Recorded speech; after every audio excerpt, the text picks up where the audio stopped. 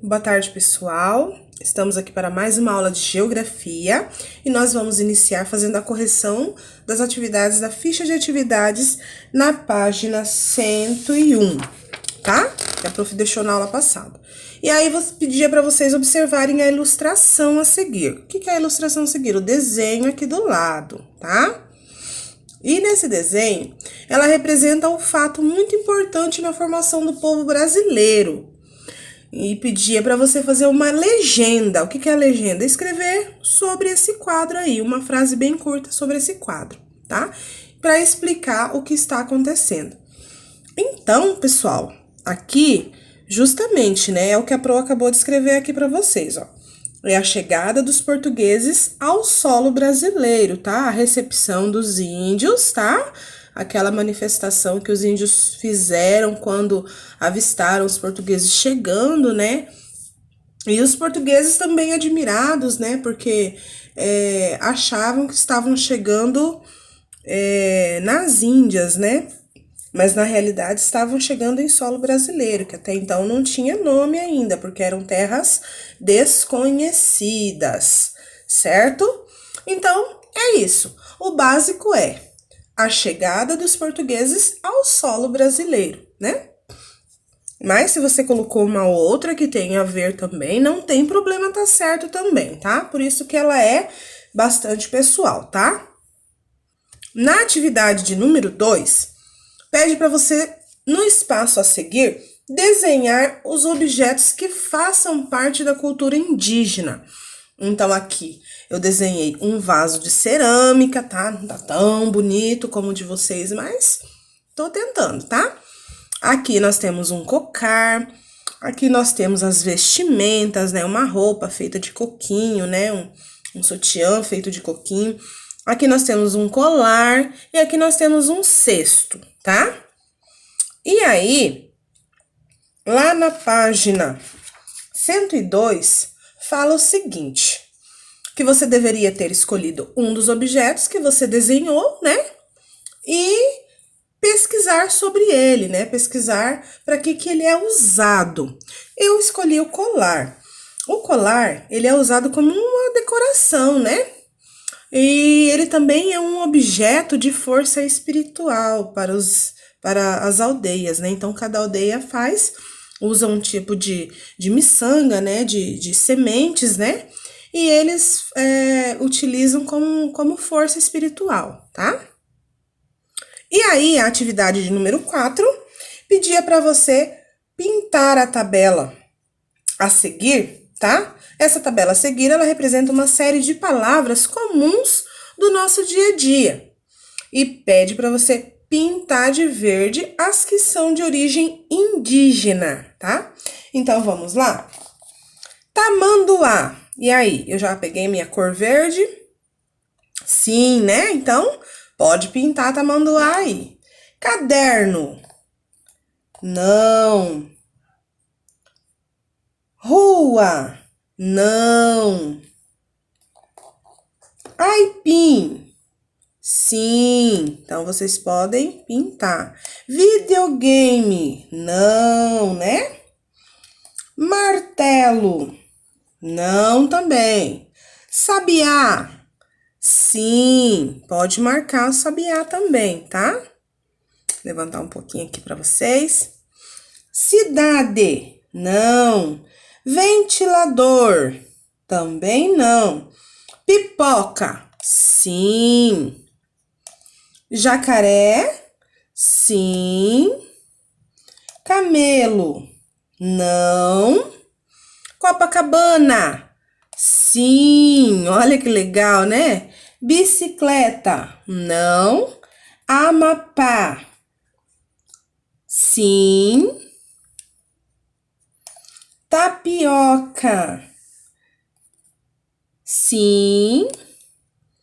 Calça, não. Paçoca, sim. Televisão, não.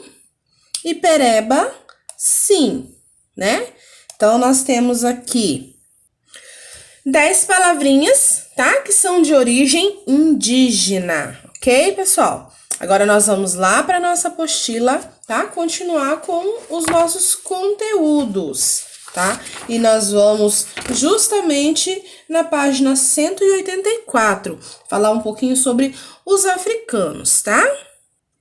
Então, pessoal, nós vamos falar um pouquinho sobre os africanos, tá? Então, já lembrando a vocês que nós estamos falando sobre a diversidade de povos que compõem a comunidade local, né? A comunidade onde eu vivo, onde você vive, onde nós vivemos, né? Enfim. E nós já havíamos falado de dois povos, né? Vocês se lembram? Os indígenas e os portugueses. E também de suas contribuições, né? Agora, nós vamos falar um pouquinho dos africanos. Nós já sabemos que eles vieram, né? Não muito por vontade própria, né? Pois quando eles chegaram aqui no Brasil, eles vieram escravizados, né? Pois é, pessoal, isso não é legal não, né? Mas antigamente, né? No caso, essa situação faz parte da nossa história, né? Faz parte da história do Brasil, né? Então, antigamente, os portugueses comercializavam pessoas, né? Os negros, né? Como se eles fossem objetos, como se eles fossem bichinhos, né? Tipo isso mais ou menos, tá? Então, vamos fazer uma leitura, um pouquinho de uma leitura aqui.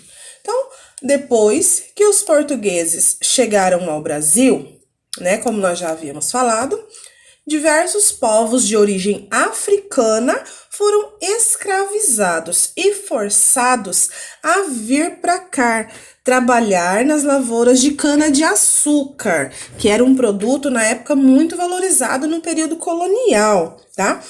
O período colonial, pessoal, aconteceu quando os portugueses eles se apropriaram aqui das nossas terras, né? Justamente para poder explorar as riquezas encontradas, né? E nós já sabemos que a primeira grande riqueza encontrada aqui no Brasil foi o pau-brasil, né? Que é uma árvore. Deixa eu pegar aqui o pau-brasil para vocês, ó. É essa árvore aqui, ó. Estão vendo? Olha que linda ela, né?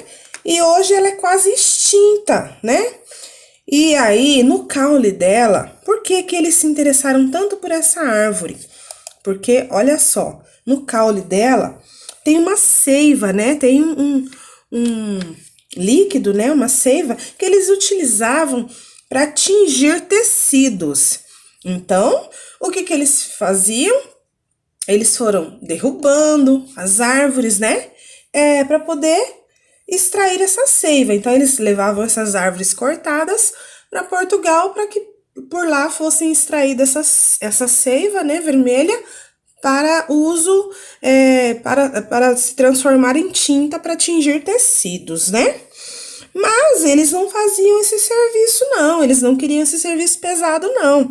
Então, o que que eles faziam?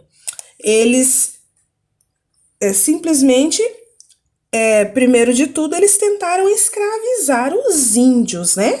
Que já viviam por aqui. Por quê? Porque eles já conheciam de tudo, eles sabiam que tipo de planta utilizar para certo tipo de remédio, qual era o animal que podia comer, o que não podia, qual era a fruta que podia comer, o que não podia, enfim, né? Então, como os índios conheciam muito mesmo daqui das nossas terras, eles tentaram de início escravizar esses índios. Mas não foi muito possível, não, porque os costumes dos índios são totalmente diferentes dos costumes deles, né? E os índios não se adaptaram, não, e isso não deu muito certo.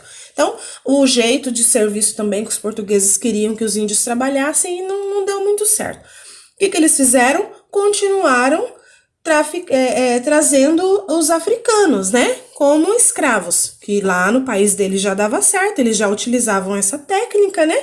Então, aqui no Brasil, para eles também teria que dar certo, né?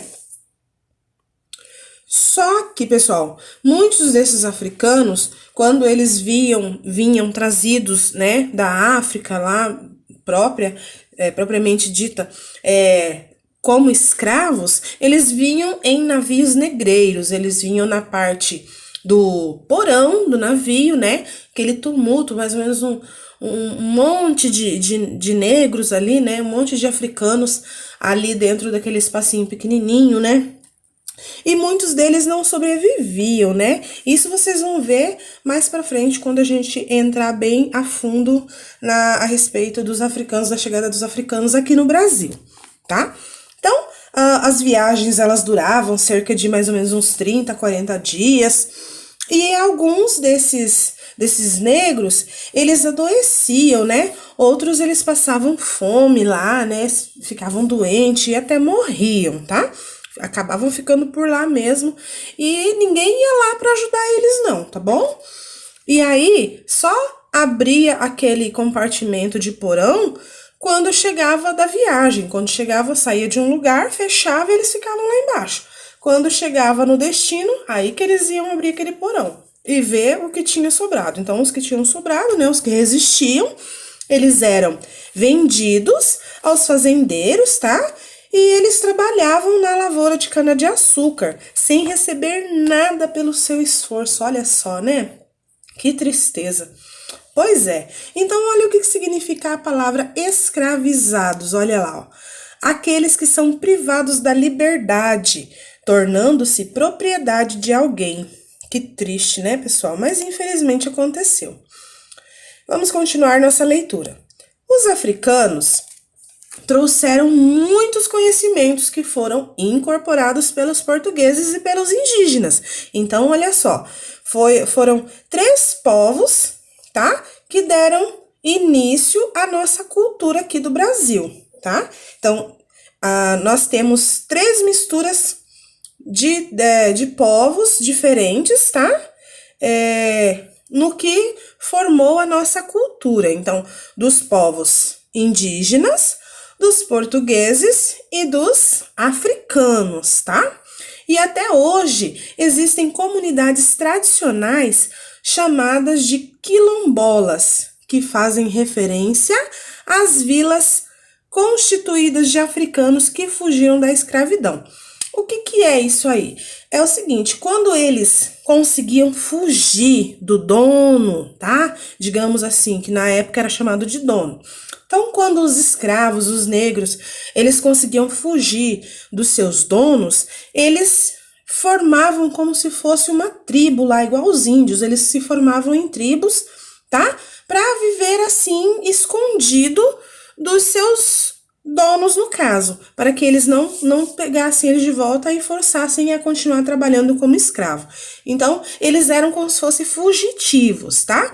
E eles montavam esses quilombolas, que nada mais eram que como se fossem as tribos dos índios, por exemplo, tá? E aí, nós temos aqui um para saber mais. E nesse para saber mais, nós temos lá, ó, como era a vida no Quilombo dos Palmares. Aí, o que eu vou fazer para vocês? Eu vou trazer um vídeo, tá? Que vai abranger como era a vida dos quilombos dos Palmares, tá? Então, vamos acompanhar em vídeo, tá? Como era a vida no Quilombo dos Palmares, tá bom, pessoal? Vamos lá.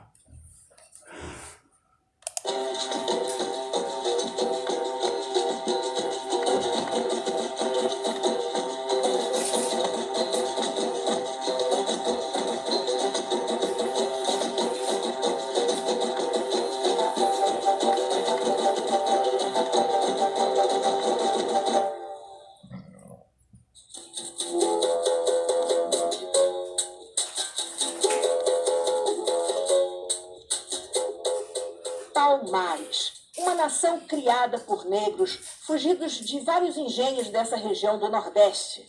Um vasto território do tamanho de Portugal que se espalhava desde o Rio São Francisco a oeste até o Cabo de Santo Agostinho, no litoral, a leste. Quilombo dos Palmares, terra de Zumbi, grande líder da luta pela liberdade.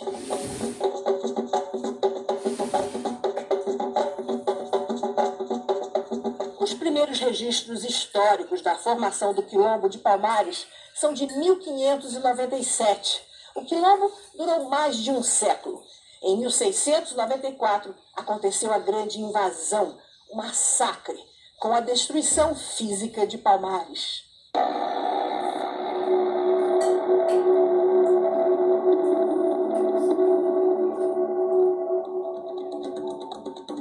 neste documentário as origens da luta do movimento negro pela liberdade no Brasil.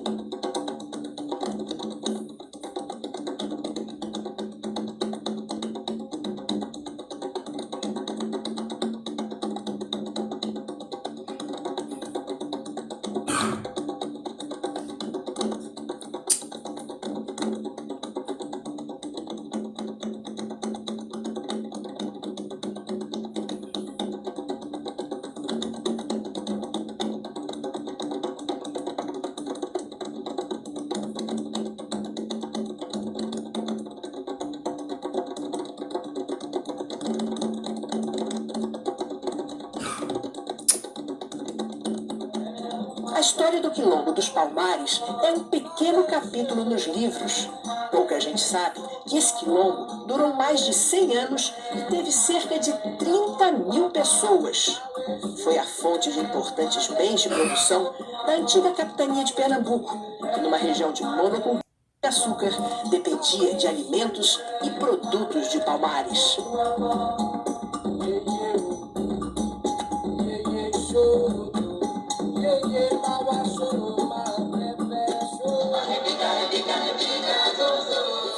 Uma bela reconstituição do que foi Palmares foi feita para o filme Quilombo, de Cacá Diegues, de 1984.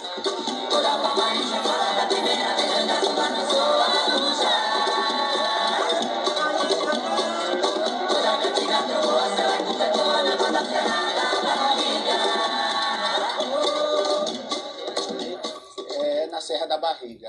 O professor de História da Universidade Federal de Alagoas, Zezito de Araújo, é um dos responsáveis pelo resgate da história do Quilombo dos Palmares. A história do Quilombo dos Palmares, ela está diretamente ligada à nossa história, né? E também criaram-se alguns mitos sobre a história de Zumbi e a própria história do Quilombo dos Palmares.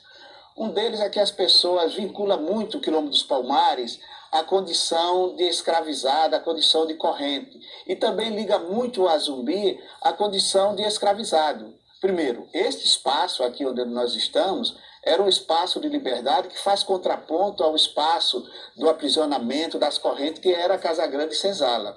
Por outro lado, nós também entendemos esse contraponto que as pessoas ligam a figura de Zumbi a uma pessoa escravizada. Pelo contrário, Zumbi nasceu livre, teve todo um aprendizado também livre na região próxima ali à cidade de Porto Calvo. Então, Zumbi foi uma pessoa livre, nasceu livre, permaneceu livre e morreu pela liberdade. E aqui, o Quilombo dos Palmares também sempre foi um espaço de liberdade.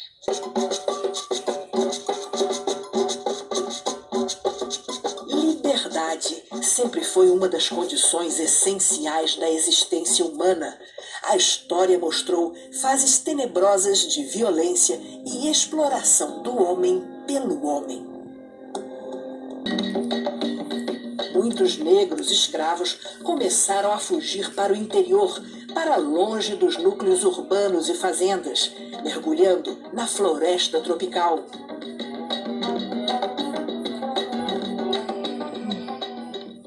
Entre Pernambuco e Alagoas, os escravos encontraram uma região montanhosa com densa mata. Em um século, o Quilombo dos Palmares já ocupava um território do tamanho do estado do Rio de Janeiro, com cerca de 11 mocambos espalhados por encostas e vales. O nome Palmares vem desses palmeirais de ouricuri, palmeira típica do Nordeste brasileiro, de onde tudo se aproveita. Ao contrário do resto das capitanias, a economia de Palmares era bem diversificada, aproveitando a riqueza da terra. Então, pessoal, esse vídeo, ele trouxe um pouquinho a respeito da vida no Quilombo dos Palmares, tá? Um pouquinho do que aconteceu com os índios, com os negros, tá? Com os africanos, que, no caso, quando eles fugiam, eles se abrigavam nesses mucambos, né? Como se fossem pequenas aldeias, né? E lá eles se formavam como se fossem comunidades, né? Contra os seus, no caso, os seus, entre aspas, os seus donos, né? E foi falado de Zumbi, né, que era esse líder, né, esse grandioso líder, né, dos escravos, dos negros, né, e ele contribuiu muito para a existência do Quilombo dos Palmares, tá? Então, agora nós vamos na página 185 e nós vamos desenvolver as atividades mão na massa. E lá fala o seguinte: que tal relembrar o que aprendemos até agora? Então vamos lá? Para isso nós precisamos completar a palavra cruzada, tendo como base os principais povos que formaram a população brasileira. Quem são os principais povos? Os indígenas, os portugueses e os africanos, né? E aí, eu vou editar aqui, vou habilitar, né, para mim desenhar.